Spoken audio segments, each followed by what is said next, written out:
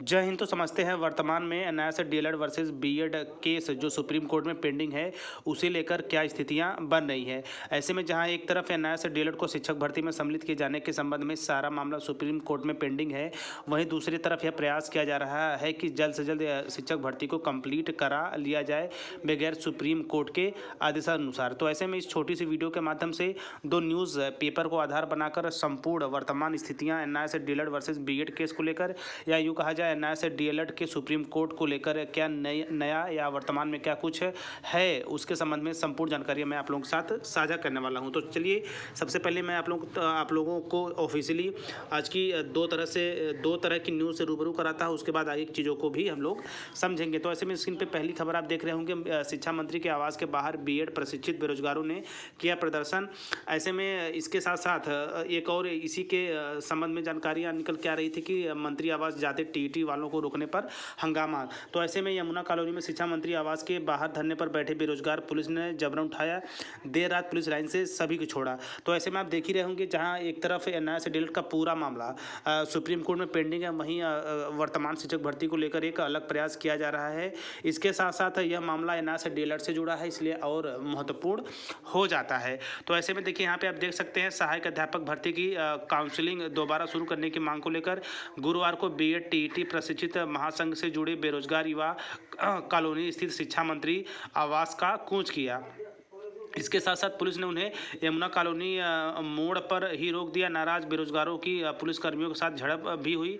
बेरोजगार जबरन मंत्री आवास के बाहर धरने पर बैठ गए। इसके साथ साथ देखिए, महेंद्र भट्ट और गणेश जोशी से मिले बीएड टीटी प्रशिक्षित, और इसके साथ साथ केवल 380 सीट दे दीजिए, हम कोर्ट केस वापस ले लेंगे। यहाँ पे एक महत्वपूर्ण बात ये कही जा रही है कि केवल 380 जो सीटें हैं उसे बीएड को दे दिया जाए, इसके बाद हम लोग क्या होंगे, केस वापस लेंगे, ऐसा कहना है टीईटी संघ का। तो देखिए इसके अंतर्गत आप देख रहे होंगे, एनआईएस डीएलएड शिक्षकों ने सरकार की नियुक्ति प्रक्रिया शुरू करने के लिए नया प्रस्ताव दिया है।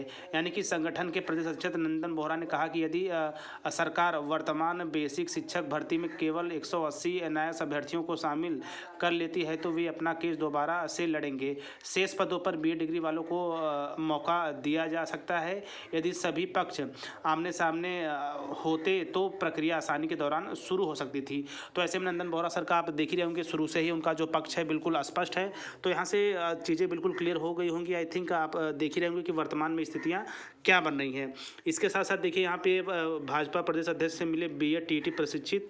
तो ऐसे में देखिए, बीएड व टीईटी प्रशिक्षित महासंघ के प्रतिनिधिमंडल ने मांगों को लेकर भाजपा के प्रदेश अध्यक्ष महेंद्र भट्ट से मुलाकात की। भट्ट ने उन्हें आश्वासन दिया है कि उनकी समस्याओं के समाधान के लिए वह जल्द ही शिक्षा मंत्री से बात करेंगे। जी हाँ, एनआईएस डीएलएड वर्सेस बीएड कहा जाए या उत्तराखंड में एनआईएस डीएलएड को शिक्षक भर्ती में सम्मिलित किए जाने की बात कही जाए, उसमें यह मामला सुप्रीम कोर्ट ही नहीं बल्कि एक बड़े लेवल का बन चुका है। जल्द ही इसका समाधान सुप्रीम लेवल के स्तर पर व अन्य जहां भी यह मैटर अभी उलझा हुआ है वो समाप्त होगा, और जल्द ही एनआईएस डीएलएड अभ्यर्थियों की काउंसलिंग होने के बाद उन्हें नियुक्ति पत्र या उन्हें सरकारी जॉब पे रखा जाएगा। तो आई थिंक मैंने पूरा प्रयास है कि कम शब्दों में वर्तमान में स्थितियाँ क्या बन रही हैं। इसके साथ साथ सुनवाई को लेकर भी नंदन बोहरा सर के द्वारा युद्ध स्तर पर प्रयास जारी है, वहाँ से भी जल्द आपको डेट देखने को मिलेंगी, और एक बड़ी जीत के साथ एनआईएस डीएलएड अभ्यर्थियों को शिक्षक भर्ती में सम्मिलित किया जाएगा। जैसा कि नंदन बोहरा सर ने साफ स्पष्ट कहा है कि यहाँ पे केवल 180 लोगों की नहीं, वरन जितने भी एनआईएस डीएलएड अभ्यर्थी हैं पूरे उत्तराखंड के सभी के लिए यह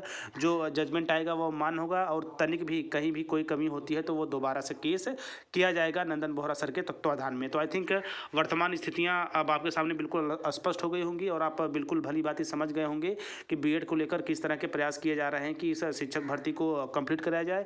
इसके साथ साथ आमने सामने की बात भी कही गई है कि वहाँ से जो है कि आमने सामने होकर एक सही और सटीक समझौते पर पहुँचा जाए, जहाँ से दोनों पक्ष का जो है कि नुकसान न हो, और शिक्षक भर्ती बिना किसी समस्या के आगे दोनों पक्षों को नियुक्ति पत्र देते हुए बढ़ा दी जाए। तो आगे चल के जो भी जुड़ी जानकारी इसके संबंध में आएंगी, उसके लिए आप टीचर प्लानिंग पॉइंट चैनल के साथ बने रहें। तो मिलते हैं नेक्स्ट वीडियो में नेक्स्ट इन्फॉर्मेशन के साथ। तब तक स्वस्थ व्यस्त और मस्त रहिए। जय हिंद, वंदे मातरम।